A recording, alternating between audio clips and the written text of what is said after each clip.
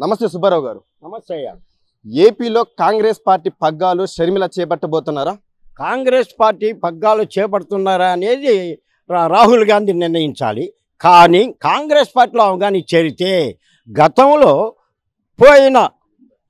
పోయిన కాంగ్రెస్ పార్టీ యొక్క భవిష్యత్తు బాగా ఇంప్రూవ్ అవుద్దని, ఆమె వల్ల కాంగ్రెస్ పార్టీకి చాలా మేలు జరుగుతుందని భావిస్తున్నాం.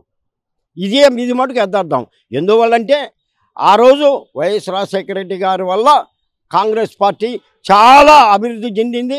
అదేవిధంగా పరిస్థితులను బట్టి ఆంధ్రప్రదేశ్ని 2 ముక్కలుగా చీల్చినందువల్ల, డివైడ్ అయినందువల్ల కాంగ్రెస్కి ఇబ్బంది వచ్చిందే. కానీ కాంగ్రెస్ పార్టీ ఉన్నందువల్ల ప్రజలకు మేలు జరుగుద్ది, కాంగ్రెస్ వల్లనే ప్రజలకు న్యాయం జరుగుద్ది, కాంగ్రెస్ పార్టీ వల్లనే కార్మికులకు న్యాయం జరుగుద్ది. అంతేగాని ఎవరు పగ్గాలు అనేది కాదు. ఎందువల్లంటే ఇక్కడ నాయకత్వం ఉంది. ఈ నాయకత్వంతో అన్నీ మనకు మేలు జరుగుతుందని నా భావన. రాజశేఖర రెడ్డి గారికి ఉన్న చరిస్మా షర్మిలకు వస్తుందా? రావచ్చు. ఎందుకనంటే అతను ఇప్పుడు లేరు కాబట్టి ఆయన చేసిన పరిపాలన వల్ల ఆ యొక్క దీనిలో ఇప్పుడు వైఎస్ జగన్ గారికి వచ్చినట్లుగా ఇవి కూడా రావచ్చు, వస్తుంది. ఇవి వచ్చినందువల్ల బాగా ఇంప్రూవ్ అవుతుందని భావన కాంగ్రెస్ పార్టీలో ఉంది. షర్మిల కాంగ్రెస్ పార్టీలో చేరుతుందని బాబాయ్ చేత రాయబారం పంపిస్తున్నారు. దాని మీద మీరేమంటారు? అది మనకి తెలియదు. అది పెద్దల యొక్క నిర్ణయం. పెద్దలు ఎలా చేస్తున్నారు అది మరి మాకు తెలియదు. కాంగ్రెస్ పార్టీలో షర్మిల గారు చేరుతున్నారు అనేది మాత్రం తెలుసు. కానీ కాంగ్రెస్ పార్టీ ఈరోజు 9.5 సంవత్సరములో 2 పార్టీలు మన ఆంధ్రప్రదేశ్ని పరిపాలించినాయండి. ఈ 2 కూడా కేవలం వాళ్ళ స్వార్థానికే వాళ్ళు పరిమితయ్యారు కానీ ప్రజలకు మేలు చేయాలనే ఆలోచన లేదు. ఇది ఆంధ్రప్రదేశ్ ప్రజలు బాగా జీర్ణించుకోబోయి వారిలోకి ఏర్పడిపోయింది. కాంగ్రెస్ ఇప్పుడు ప్రజలకు మేలు జరగాలంటే కాంగ్రెస్ పార్టీ రావాలా, ప్రజలకు మేలు కావాలంటే కాంగ్రెస్ పార్టీ ఉండాలా. ఈరోజు ప్రత్యేక హోదా 9 సంవత్సరాలుగా దాని గురించి వదిలేసి ప్రత్యేక హోదాను మర్చిపోయి కేవలం ఏదో ప్యాకేజీ అని దాన్ని కూడా తెచ్చుకోలేక, అదే కానీ ప్రత్యేక హోదా వచ్చి ఉంటే అనేక మన రాయితీలతోటి నిరుద్యోగులు అంతా ఉద్యోగులు అయ్యేవాళ్ళు. ఇది కేవలం ఈ 2 పార్టీలు 9 సంవత్సరాలలో ఈ 2 పార్టీలు చేసిన అసమర్థత పరిపాలన వల్ల ఈరోజు ఆంధ్రప్రదేశ్ చాలా అడుగట్టిపోయిందండి. ఈరోజు ఆంధ్రప్రదేశ్లో ఎవరికైనా మేము ఆంధ్రలో అంటే మీరు ఏం సాధించుకున్నారాయా, మీ ముఖ్యమంత్రులు ఏం చేశారాయా అని మళ్ళీ ఎదురు ప్రశ్నలు వేస్తుంటే మేము తల ఉంచుకుంటున్నామండి. కాబట్టి కాంగ్రెస్ పార్టీ డెవలప్ కావాలా.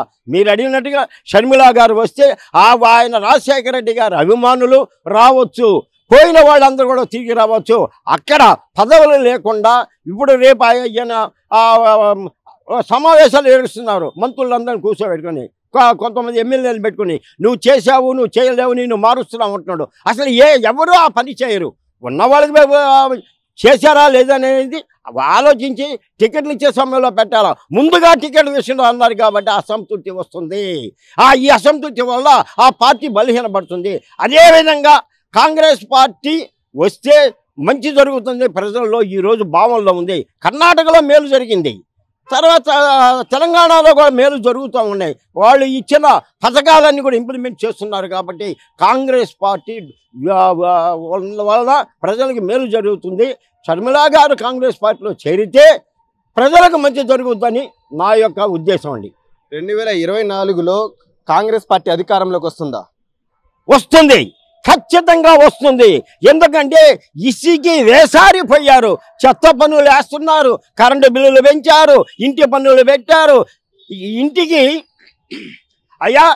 ఇంటి రిజిస్ట్రేషన్ చేసుకుంటే ఆ పట్టాలు ఎత్తుకొని వాళ్ళలో పెట్టుకొని వాళ్ళు తీసుకొని దాని మీద డబ్బులు తెచ్చుకునే పరిస్థితిలో ఈ ప్రభుత్వాలు ఉన్నప్పుడు ఇవన్నీ ప్రజలు చూశారు. కాబట్టి కాంగ్రెస్ పార్టీ ఖచ్చితంగా అధికారం వస్తుంది.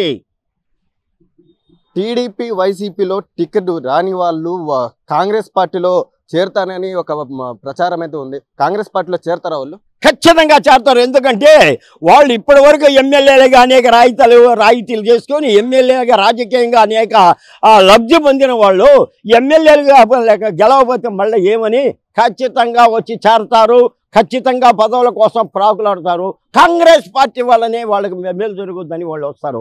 గతంలో కాంగ్రెస్ పార్టీ వల్ల ఈరోజు పోయిన నాయకులందరూ, ఇప్పుడు బొత్స సత్యనారాయణ కానీ, తర్వాత మన రామనారాయణ రెడ్డి గారు కానీ, వీళ్ళందరూ కాంగ్రెస్ పార్టీలో పదవులు అనుభవించారు.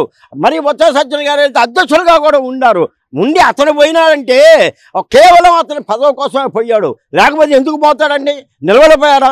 మేమున్నాం కదండి, పదవులు లేకుండా కూడా మేమున్నాం కదా. మేము ఈరోజు కాంగ్రెస్ పార్టీలో ఉన్నాం కదా. మేము కార్మిక సమస్యల మీద పార్టీ ఉన్నా లేకపోయినా కూడా కాంగ్రెస్ ఉన్నా లేకపోయినా మేము కార్మికుల కోసం, కార్మిక సమస్యల కోసం ఈరోజు కూడా మేము పోరాడుతున్నాం, ఈరోజు కూడా పనిచేస్తున్నాం. వైఎస్ఆర్సీపీ ప్రభుత్వం మీద మీ స్పందన ఏమిటి? అయ్యా, ఆయన కేవలం ప్రభుత్వాన్ని ప్రజలకు మేలు చేసే విధంగా ప్రభుత్వాన్ని నడపలేదు. కేవలం అతను పథకాలు చూపించి రేపు నా గెలుపు ఏంది అని అనే భావంతోనే ఉన్నాడు. కానీ ప్రజలకి మేలు చేసి దేశాన్ని యొక్క రాష్ట్రానికి మేలు చేయాలనే ఉద్దేశం లేదు. ఎంతో ఆయన మేలు చేస్తుంటే ఎంతోమంది నిరుద్యోగులు ఉద్యోగాలు లేకుండా దారుల మీద ఉన్నారంటే చెప్పండి. ఇది కాబట్టి ప్రజల్లో వైఎస్ఆర్ పార్టీ మీద ప్రజల్లో నమ్మకం లేదని చెప్తున్నాను. అయ్యా, వైఎస్ షర్మిల కుమారుడు రాజారెడ్డి పెళ్లి పత్రిక జగన్మోహన్ రెడ్డికి ఇవ్వబోతారా, ఇవ్వరా? అది మనకు తెలియదు. వాళ్ళ విషయాలు నాకు తెలియదండి. నేను కేవలం పార్టీ వరకు నన్ను అడగండి, ఏ విషయమైనా చెప్పగలను. వాళ్ళ చరిత్ర మనకు వద్దు. ఓకే, థ్యాంక్ యూ అండి. నమస్తే.